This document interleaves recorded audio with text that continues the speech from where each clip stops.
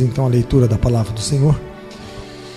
1 Reis capítulo 7, versículo 13. Diversas obras para o templo. Amém? Vamos ler. E enviou o rei Salomão mensageiros e mandou trazer a Hirão de Tiro. Este era filho de uma mulher viúva da tribo de Naftali. E fora seu pai um homem de Tiro, que trabalhava em cobre e era cheio de sabedoria e de entendimento e de ciência para fazer toda obra de cobre. Este veio ao rei Salomão e fez toda a sua obra, porque formou 2 colunas de cobre. A altura de cada coluna era de 18 côvados, e um fio de 12 côvados cercava cada uma das colunas. Também fez 2 capitéis de fundação de cobre para pôr sobre a cabeça das colunas. De 5 côvados era a altura de um capitel, e de 5 côvados a altura do outro capitel. As redes eram de obra de rede, as cintas de obra de cadeia para os capitéis que estavam sobre a cabeça das colunas. 7 para um capitel e 7 para o outro capitel. Assim fez as colunas juntamente, com 2 fileiras ao redor sobre uma rede, para cobrir os capitéis que estavam sobre a cabeça das romãs. Assim também fez com o outro capitel. E os capitéis que estavam sobre a cabeça das colunas eram de obra de lírios no pórtico, de 4 côvados. Os capitéis, pois, sobre as 2 colunas, estavam também de fronte, em cima do bojo que estava junto à rede. E 200 romãs em fileiras ao redor estavam também sobre o outro capitel. Depois levantou as colunas no pórtico do templo, e levantando a coluna direita, chamou o seu nome Jaquim, e levantando a coluna esquerda, chamou o seu nome Boaz.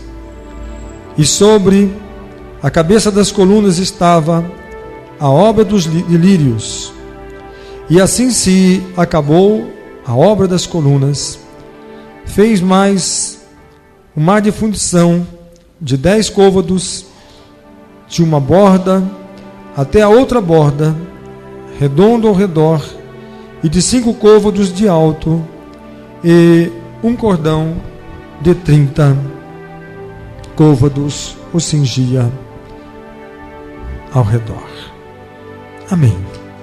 Somente até aqui. Por favor, os irmãos podem se assentar.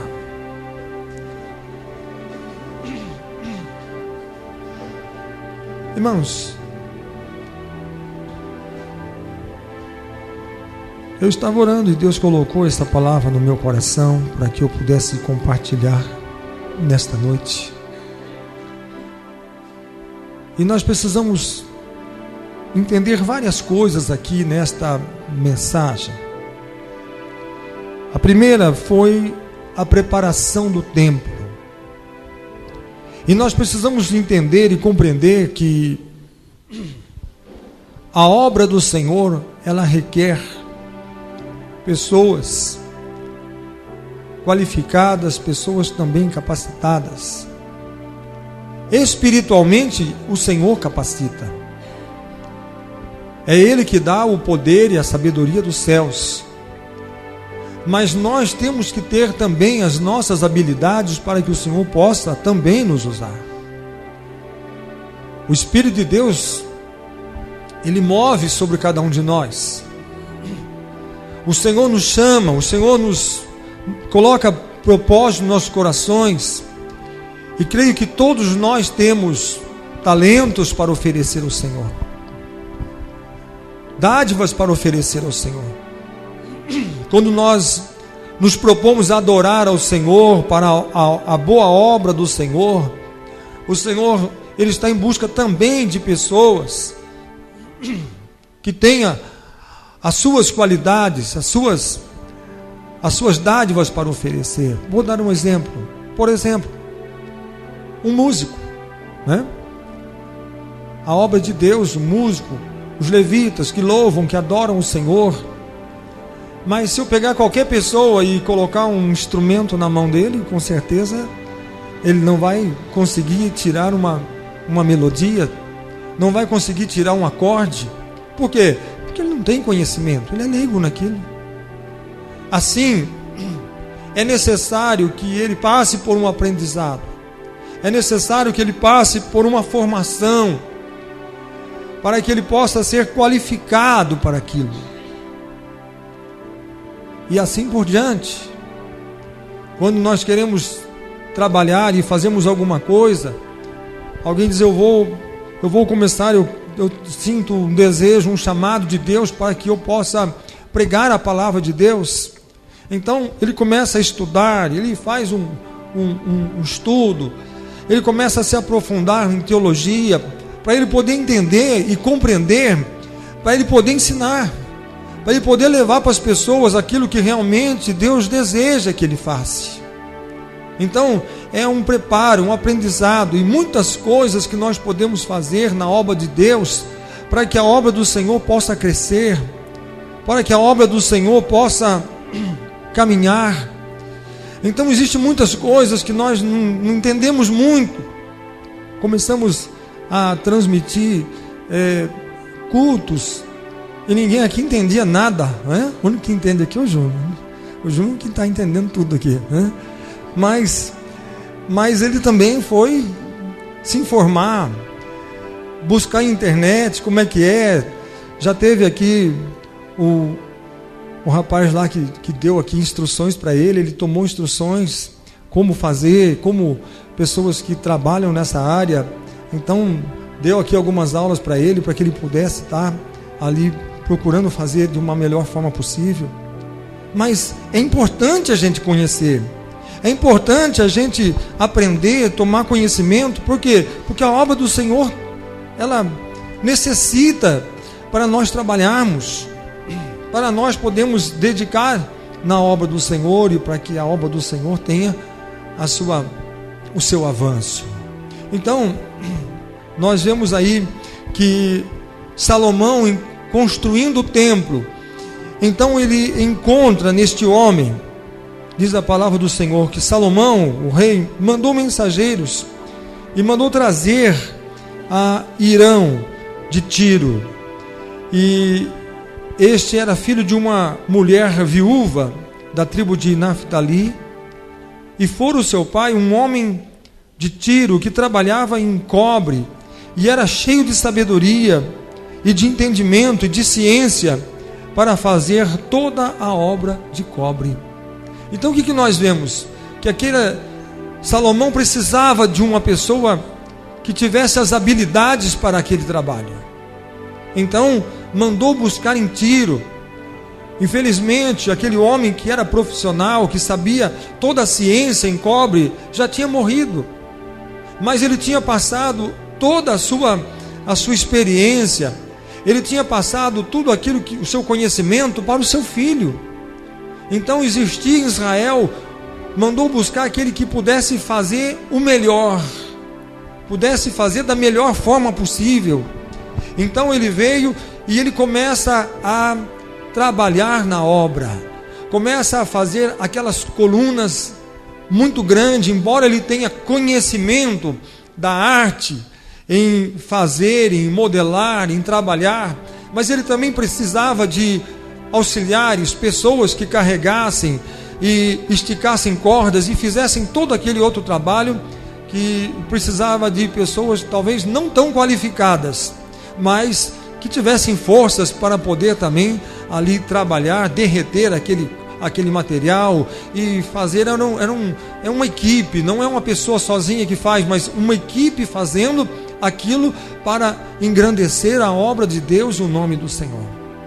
Então nós vemos que quando aquele templo foi terminado e houve a inauguração do templo, nós vemos que o Senhor aprovou aquele local, e a presença do Senhor desceu naquele lugar e encheu aquele lugar com a glória do Senhor. A glória de Deus encheu aquele templo.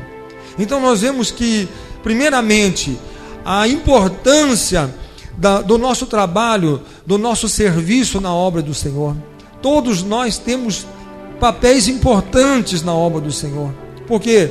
Porque talvez eu não tenho a qualificação necessária para fazer determinada coisa, como este homem tinha, mas ele precisava de auxiliares, ele precisava de pessoas que pudessem auxiliá-lo, ajudá-lo naquele trabalho, naquele empreendimento. Assim, a obra de Deus, ela precisa de pessoas de toda forma, de toda maneira. Aqueles que, para derreter isso tem que trazer madeira, tem que cortar uma árvore, derrubar com um machado. E alguém lá falava: pode deixar, que para derrubar árvore eu sou bom nisso, para rachar lenha eu tenho essa especialidade. O outro carregava e trazia, o outro acendia o fogo e começava a ajudar a derreter aqueles minérios. Enfim, nós vemos que começa a mobilizar não uma pessoa, não duas, mas um conjunto de pessoas para que aquela obra, aquela determinada obra possa ser realizada. E isso nós vamos encontrar na palavra de Deus em toda parte. Quando Neemias foi reconstruir o templo, também as pessoas que vieram ali para trabalhar naquela obra, as pessoas que vieram ali e se juntaram a eles para realizar aquele trabalho, para realizar aquela obra, a importância, o valor que cada um tinha, cada um no seu trabalho, cada um na sua função, para poder desenvolver aquele trabalho, para poder fazer com que a obra do Senhor pudesse ser concluída. Então, a obra de Deus precisa de cada um de nós.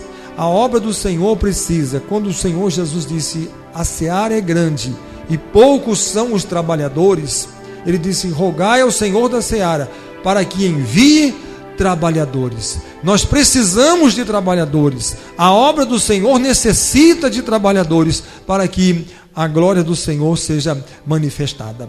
Amém? Agora, eu quero falar um pouquinho sobre essas duas colunas. Por que Deus manda tudo isso por ordem do Senhor? Nós vemos que a construção do templo, comprimento, largura, altura, tudo isso foi o Senhor quem estabeleceu. Medidas, tudo que vem de Deus, da obra de Deus, requer o quê? Requer que seja feito do jeito que o Senhor estabelece.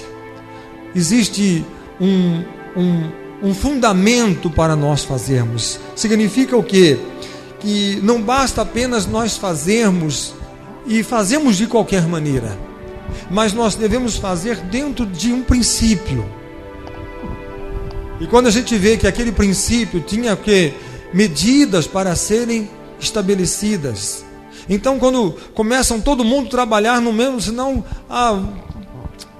vamos fazer maior ou vamos fazer menor, ou uma ficou de um tamanho, a outra ficou do outro, mas não tem problema, né? Uma ficou mais fina, outra ficou mais larga, mas não tem, não. O Senhor estabeleceu o padrão, tamanho, dimensão, largura, tudo foi estabelecido pelo Senhor para que fosse feito daquela forma que o Senhor tinha estabelecido. Assim, quando nós vamos trabalhar ou fazer alguma coisa ao Senhor, nós devemos primeiramente saber que existe uma maneira de se fazer. Não basta nós fazermos de qualquer maneira, mas nós devemos fazer de uma maneira estabelecida pelo próprio Deus. Quer ver um exemplo bem claro disso? Quando o rei Davi manda trazer a arca para a presença do Senhor, né? A arca representa a presença do Senhor. Vamos trazer para Sião. Então o que acontece? Mandam fazer um carro de boi, de madeira de lei, e mandam fazer de uma madeira caríssima, porque para transportar a arca tem que ser o melhor, tem que ser o que é de melhor, o mais caro, o mais sofisticado. E quando eles então começam a fazer aquela obra, existe uma reprovação de Deus para aquela obra, existe uma reprovação de Deus para aquele trabalho. E aí deixaram a arca na casa de Obed-edom. Alguma coisa saiu errada, alguma coisa não deu certo, alguma coisa o Senhor não está aprovando. Então foram saber o que era, e então constataram que a arca, ela deve ser carregada no ombro de homens, de sacerdotes consagrados, homens cheios da presença do Senhor, homens ungidos e consagrados para aquela obra. Então, quando fizeram da maneira certa, houve aprovação de Deus. Então nós temos que entender que aquilo que o Senhor estabelece, é Ele quem determina, é Ele quem faz, é Ele quem estabelece a liderança geral, o cabeça. Paulo fala isso, que nós somos o corpo de Cristo, mas Ele é o cabeça, a cabeça parte dele, ou seja, o fundamento é Ele, e tudo que procede vem dele, e nós estamos apenas ligados na cabeça, que é a pessoa do Senhor Jesus Cristo, para que possa nos dar entendimento e a revelação daquilo que nós temos que fazer. Agora, eu quero falar sobre essas duas colunas, o que representam essas duas colunas no templo.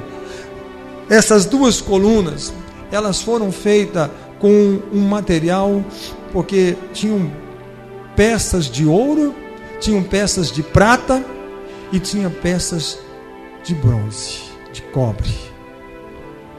Nós vemos aqui que esta peça, que são as duas colunas, essas duas colunas, elas foram feitas justamente de material de cobre.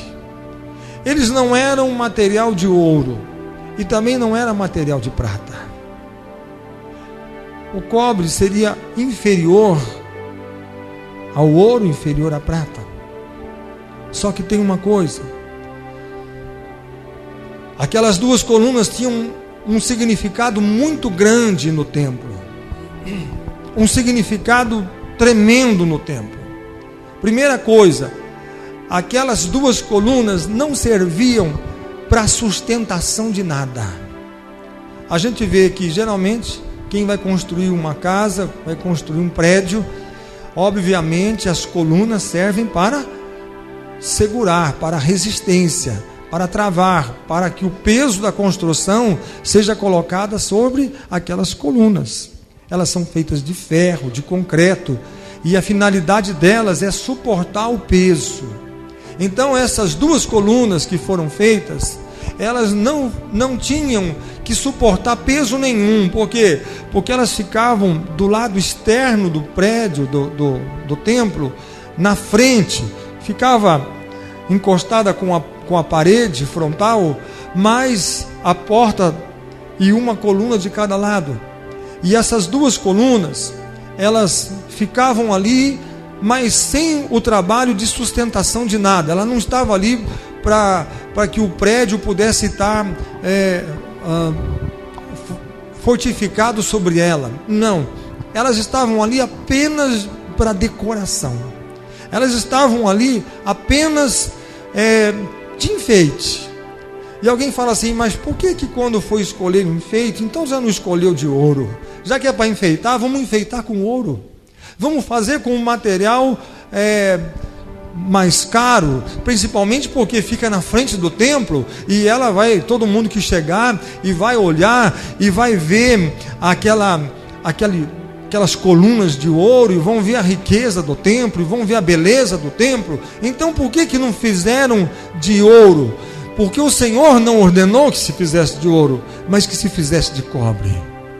Porque não tem valor de sustentação, mas elas estavam ali. Aquelas duas colunas, elas representam nós, o ser humano. O ser humano, por quê? Porque a sustentação da obra de Deus, a sustentação da igreja do Senhor, não está sobre nós. Porque se tivesse sobre nós, a igreja já tinha acabado. se a igreja tivesse sustentada sobre homens, ela já tinha terminado. Por quê? Vamos pegar homens que foram de Deus, homens cheios da presença e da unção do Espírito Santo. Por exemplo, John Wesley. John Wesley foi um homem que promoveu o avivamento, um homem de Deus que ganhou tantas almas, que alcançou tantas pessoas, um homem que Deus escolheu, que Deus ungiu, e este homem foi importantíssimo na obra de Deus até o dia de hoje, porque muitos se inspiram em John Wesley para que possa então buscar um avivamento, uma vida de comunhão próxima de Deus, uma vida de intimidade, de adoração com Deus. Só que tem uma coisa: se a igreja tivesse apoiada sobre John Wesley, o que tinha acontecido? Ela tinha acabado. Por quê? Porque John Wesley morreu, e com ele teria morrido a igreja junto. E se a igreja tivesse sobre Pedro, ela tinha acabado quando Pedro morreu? Se a igreja tivesse sustentada sobre a vida de Paulo, ela teria o quê? Acabado quando Paulo morreu? E assim com outros, com Silas, com Barnabé e com tantos outros homens que já passaram e foram instrumentos valiosos na mão do Senhor, homens de Deus, homens que foram tocados e movidos pelo Espírito de Deus. Mas nós vemos que eles não eram apenas mais do que uma coluna que o Senhor colocou, mas não de sustentação. Por quê? Porque a coluna de sustentação, a pedra angular, é o Senhor Jesus Cristo, e a igreja está firmada sobre ela. Ele é a rocha eterna, ele é a pedra angular de esquina. Significa aquelas colunas que se fazem nos cantos, que levantam, e elas servem para dar sustentação. Então sim, para que se apoie o peso do prédio em cima, para que o prédio não seja em ruína, o prédio não venha a cair. Ele é que sustenta. A sustentação da igreja está na pessoa do Senhor Jesus Cristo. E nós somos colunas, porque o Senhor Jesus disse: aquele que vencer, eu os farei colunas na casa do meu Pai. Foi o que ele disse. Então nós, primeiramente, coluna significa aqueles que venceram. Aqueles que venceram. E como é que nós vencemos? Pelo sangue do Cordeiro. Nós vencemos pelo sangue do Senhor Jesus, porque o enganador e o acusador das nossas almas, ele foi lançado por terra por causa do sangue do Senhor Jesus. Nós somos comprados por um bom preço, e não foi preço de ouro, não foi preço de prata, mas nós fomos comprados pelo sangue do Senhor Jesus Cristo, que nos lavou, que nos limpou, que nos remiu, que nos purificou, que nos justificou. Agora, por outro lado, aquelas duas colunas que estavam ali, elas requeriam uma coisa importante, né? Por quê? Porque o cobre, ele com facilidade ele escurece, né? Ele tem uma facilidade para escurecer, mas também ele tem uma facilidade para brilhar. Basta você polir ele, que ele brilha novamente. Então, aquelas colunas, elas serviam, elas tinham que ser trabalhadas. Não basta fazer uma coluna. Se eu fizer uma coluna de ouro e colocar aqui, ela vai ser sempre ouro, sempre valiosa, sempre o valor de ouro e a beleza do ouro. Mas o Senhor disse: eu quero que você faça essa coluna, e você vai deixá-la ela exposta, embora será na frente do templo, mas exposta ao tempo. Ela vai estar diante do templo, mas exposta ao tempo. E isso vai acontecer o quê? Que com o tempo ela tende o quê? A perder o seu brilho, a escurecer. O próprio tempo vai fazer isso com ela. Então era necessário que alguém polisse aquelas colunas.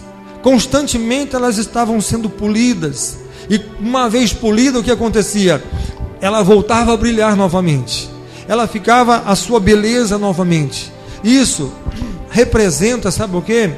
A minha vida e a sua vida. Nós somos, a Bíblia fala assim, que nós somos espetáculos para os homens e espetáculo para os anjos. Mas para isso, nós temos que estar sempre polido, sempre dando uma lustrada. E nós somos polidos pela palavra do Senhor. Cada vez que você ouve a palavra do Senhor, ela está o quê? Ela está te polindo, ela está fazendo você brilhar mais, ela está fazendo com que tudo aquilo que possa tirar o brilho, ofuscar o seu brilho, aquilo possa ser polido e o seu brilho possa ser cada vez mais. Os filhos dos homens esperam com grande expectativa a manifestação dos filhos da luz. Esse brilho, esse resplendor. Você sabia que nós somos esperança para os homens? Você sabia que o Senhor Jesus, vós sois o sal da terra, a luz dos homens? Foi isso que ele disse. Significa que quando nós somos polidos e nós permitimos que a palavra do Senhor nos faça brilhar, então significa o quê? Que nós vamos nos tornar espetáculos, espetáculo da terra, espetáculo dos homens. Então, o que acontecia? Na época, muitas pessoas que chegavam, turistas e mercadores, eles chegavam e iam para Jerusalém. Eles gostavam de ir para o Monte das Oliveiras, e eles gostavam de ficar amanhecer naquele lugar. Era um ponto turístico, todo mundo queria subir lá em cima e ver o dia nascendo, o amanhecer do dia. Por quê? Porque quando o sol se levantava e resplandecia sobre aquelas duas colunas, sobre o templo, aquelas duas colunas, ela dava uma luz, um brilho, que era o maior espetáculo da terra. À distância as pessoas podiam ver, e as pessoas contemplavam e admiravam a beleza daquelas duas colunas. Embora fosse de um material de cobre, não de ouro, mas elas eram o espetáculo da época. E o que nós temos que saber? Aqueles que vencerem, eu farei que sejam colunas na casa do meu Pai. Significa que todo aquele que foi comprado, lavado e remido pelo sangue do Cordeiro, todo aquele que foi polido pela palavra do Senhor, aquele que venceu está no templo, na casa do meu Pai, significa que quando a luz, o sol, a estrela resplandecente da manhã, que é o Senhor Jesus Cristo, ele se levanta, o brilho da glória do sol, da luz, vem sobre nossas vidas. Nós não temos grande valor. Eu não tenho valor nenhum. Por quê? Porque Paulo disse: eu sou vaso de barro. Eu sou barro. Eu não sou de ouro, eu não sou de nada, eu sou de barro. Eu sou de um material, não um material especial, de um minério especial, mas quando Deus fez a mim e fez a você, Deus pegou o pó da terra, Deus pegou o barro, e dali Ele fez o homem. E assim o Senhor deseja nos colocar colunas na sua casa, colunas no seu templo. Mas o que importa é que se nós fomos polidos pela palavra do Senhor, se nós fomos justificados pelo sangue do Cordeiro, se nós fomos movidos e moldados, porque a Bíblia diz que nós devemos ter a beleza de Cristo, a mente de Cristo e o perfume de Cristo. Então, quando a presença, o rosto do Senhor se revela e se manifesta sobre nós, então nós manifestamos esse brilho que não é nosso. Aquele brilho não saía daquelas colunas, mas o reflexo da luz do sol nas colunas fazia com que elas se tornassem um espetáculo. O que eu quero dizer é que o rosto do Senhor, como dizia a bênção sacerdotal, que o Senhor te abençoe e te guarde, que o Senhor faça resplandecer o seu rosto sobre vós. Quando João disse na ilha de Patmos: eu me virei e vi, ele disse que viu o Senhor Jesus Cristo, e ele disse: o seu rosto brilhava como o sol, o seu rosto era como o sol, o brilho do sol. E então este rosto que resplandece sobre você, que resplandece sobre mim, e resplandece sobre cada um de nós que fomos comprados pelo sangue do Senhor, fará com que nós sejamos o espetáculo da terra. Não que nós tenhamos valor, mais nós temos a importância do Senhor nos escolher para nos colocar, para que possamos ser o resplendor daqueles que nos contemplam, e que cada um de nós possamos então compreender, entender aquilo que o Senhor deseja de cada um de nós. Eu quero que você entenda o seu valor, a sua importância. Você não precisa, eu quero ser ouro. Eu quero ser ouro. Eu não quero ser prata, eu não quero ser cobre, eu quero ser de ouro. Não. É importante que nós sejamos polidos. É importante que nós possamos estar sempre resplandecendo pela graça e a misericórdia do Senhor. Permita que a palavra do Senhor, como diz, quem tem ouvidos para ouvir, ouça o que o Espírito diz às igrejas. E aquilo que o Senhor Deus está dizendo para mim, está dizendo para você, é a forma que o Senhor Deus tem para nos polir, para nos fazer brilhar, para manifestar ao mundo, as pessoas que vão saber que quando a estrela resplandecente da manhã, ela brilhar sobre cada um de nós, então esse brilho vai ser visto à distância. Os homens estão aguardando isso.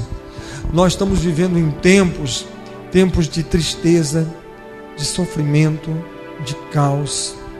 Nós estamos vivendo tempo que as pessoas não esperam mais nada do ser humano. Não esperam mais nada do ser humano. A gente vê nos noticiários, a gente vê assim, poxa, o que o ser humano tem se tornado? No que o ser humano se transformou? Numa perversidade, numa maldade, arrogância, soberba.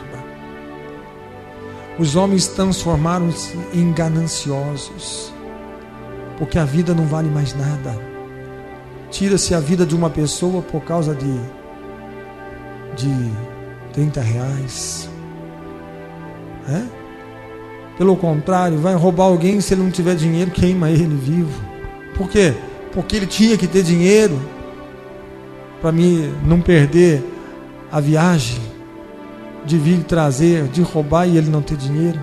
A ira, a importância que ele se sente de não ser, se sentiu que foi passado para trás. A arrogância do homem tem feito com que o homem se torne num ser tão desprezível, que as pessoas por sua vez têm visto o quanto que a palavra de Deus está distante do coração do homem. Mas num mundo que as pessoas não conseguem mais encontrar, não conseguem mais acreditar que no ser humano existe alguma coisa, que existe conserto. Olha, eu não acredito no ser humano, eu não consigo acreditar no ser humano, é o que muita gente diz. Eu desconfio de tudo e desconfio de todos. Só que tem uma coisa: quando aparece alguém comprado pelo sangue de Jesus, quando acontece de aparecer alguém que tem a mente de Cristo, o perfume de Cristo, a beleza de Cristo, quando aparece alguém que é polido pela palavra de Deus e ele tem o brilho da glória dos céus, tenha certeza que essa pessoa vai se tornar o espetáculo dos homens. É o que a palavra de Deus diz. Se tornará espetáculo até dos anjos. Por quê? Porque numa terra de tantas trevas, de tanta maldade, de tanta perversidade, existem pessoas movidas pelo Espírito de Deus, pela unção de Deus e pela palavra de Deus. Homens sinceros que se levantem e dizem assim, como disse Jesus: não se faça a minha vontade, mas a tua vontade. Senhor, eu vou ler a palavra e eu quero me render à tua palavra, eu quero me sujeitar à tua palavra, eu quero me entregar à tua palavra, para que, como disse João Batista, convém que ele cresça e que eu diminua. Existem homens assim? Existem homens que estão sobre a face da terra, pessoas que têm sido espetáculo, embora sejam barros, sejam pessoas comuns, não são pessoas super-homens, super-heróis, mas são pessoas que trazem a marca do Cordeiro de Deus, a marca do sangue do Senhor, a marca da morte do Senhor Jesus na cruz do Calvário. Amém? Vamos colocar de pé? Eu quero que você ore ao Senhor agora, porque aquilo que o Senhor tem para fazer na sua vida é para que você brilhe, é para que você possa ser como o sal da terra e a luz dos homens, que as pessoas possam levantar de madrugada, como faziam antes, para ver apenas o sol levantar sobre as colunas e contemplar o brilho delas, porque era fascinante, era bonito, era algo que era encantador, era algo tão bonito, tão belo, que as pessoas possam olhar para cada um de vocês, cada um daqueles que foram comprados com o sangue do Senhor, e as pessoas falar, vale a pena nós olharmos, vermos e contemplarmos essa maravilha que o Senhor Deus faz. Amém? Feche os seus olhos, curva a sua cabeça e clame, invoque o nome do Senhor. Deixa nesse instante que o Senhor resplandeça o rosto sobre você e que você possa brilhar, e que o mundo possa saber que nós não somos de um material valioso, mas nós fomos polidos pela palavra de Deus, e o rosto de Cristo está revelando a glória sobre nós e nos fazendo brilhar, para que o mundo conheça que Ele está em mim, que Ele está em você e que nós estamos nele. Vamos nesse instante falar com Deus, clamar ao nome do Senhor e buscar a face e a presença do Senhor. Seja cheio da presença do Senhor, seja cheio do Espírito Santo. Oh, eu sou profeta de Deus na sua vida nesta noite, e eu estou dizendo para você que o Senhor está levantando o rosto dele sobre a tua vida, e a glória do Senhor está resplandecendo sobre a sua vida, e você está brilhando nesta noite, porque o Senhor te escolheu para brilhar, o Senhor te escolheu para colocar na sua casa, porque aqueles que vencerem eu farei que sejam colunas na casa do meu Pai. E nós vencemos pelo sangue do Cordeiro e pelo seu testemunho. Por isso que Paulo disse, em todas essas coisas nós somos mais do que vencedores, por causa do sangue do Senhor Jesus Cristo. Oh Deus poderoso, Deus santo, Deus eterno, oh poderoso é o nome do Senhor. Tu és o Deus em cuja presença nós estamos. Senhor, estenda as tuas mãos agora, Pai de poder, as tuas mãos de graça, Senhor. Nós queremos, Senhor, que a tua palavra venha nos limpar, que a tua palavra venha nos polir, que a tua palavra venha, Senhor, nos fazer brilhar, Senhor, com o teu rosto, quando resplandecer sobre as nossas vidas. Meu Deus, estende as tuas mãos, meu Deus, tira agora toda a força do inferno, tira agora, Senhor, todo o espírito opressor e perturbador que tem se levantado, meu Deus. Oh meu Deus, caia por terra espírito de enfermidade, obra maligna, tudo aquilo que não procede de ti, Senhor, seja quebrado, seja repreendido, seja amarrado, seja desfeito em nome do Senhor Jesus. Ó Deus poderoso, em nome do Senhor Jesus Cristo, ó Deus, vai quebrando agora, Senhor, as correntes, as cadeias, vai, Senhor, despedaçando o jugo, Senhor, todos aqueles que chegaram aqui, Senhor, doentes, enfermos, todos aqueles que chegaram aqui, Senhor, tristes, oprimidos, abatidos, tristes, cansados, meu Deus, cobre agora com teu poder, resplandece o teu rosto e manifesta a tua glória, o teu poder, a tua unção e a tua virtude. Ó meu Deus, em nome do Senhor Jesus Cristo, vem, Senhor, com o teu poder, vem, Senhor, com a tua unção, vem, meu Deus, com a tua graça, com a tua misericórdia, meu Deus, manifesta, oh meu Deus, o teu poder, batiza com o teu fogo, com o teu Espírito, Senhor, levanta, Senhor, a tua igreja na unção, na virtude e no poder do teu Espírito Santo, Senhor. Oh meu Deus, manifesta agora a tua presença presença. Manifesta agora, Senhor, a tua glória, a tua graça. Faz agora, Senhor, o céu se abrir sobre essas vidas e que a tua bênção, a tua unção, a tua virtude, a tua misericórdia e a tua graça alcance a todos. Em nome do Senhor Jesus Cristo, em nome do Senhor Jesus. Oh meu Deus, cura os doentes, liberta, Senhor, os oprimidos, os fracos, os abatidos, os necessitados. Recebam agora, Senhor, a tua unção, o teu poder e a tua misericórdia, em nome do Senhor Jesus Cristo, em nome do Senhor Jesus Cristo, para a graça e para, oh meu Deus, para a glória do teu nome santo e poderoso, em nome do Senhor Jesus Cristo. Amém. Graças a Deus. Bendito é o nome do Senhor. A Ele seja toda a glória. Louvado seja o nome do Senhor. Irmãos, neste domingo nós vamos ter a Santa Ceia do Senhor. Vamos estar aqui participando desse momento de comunhão e com certeza a bênção do Senhor vai estar sobre a sua vida e o seu coração. Lembre-se, você é uma coluna no templo do Senhor e o Senhor te escolheu para brilhar e para manifestar o poder e a glória dele. Amém. Que a graça de Jesus, o amor de Deus, a comunhão e a consolação do Espírito Santo esteja com todos vós hoje e para todo sempre. Amém. Graças a Deus. Bendito é o nome do Senhor. A Ele seja toda a glória, todo louvor, em nome do Senhor Jesus. Amém. Graças a Deus. Que Deus abençoe a todos, em nome do Senhor Jesus. Amém.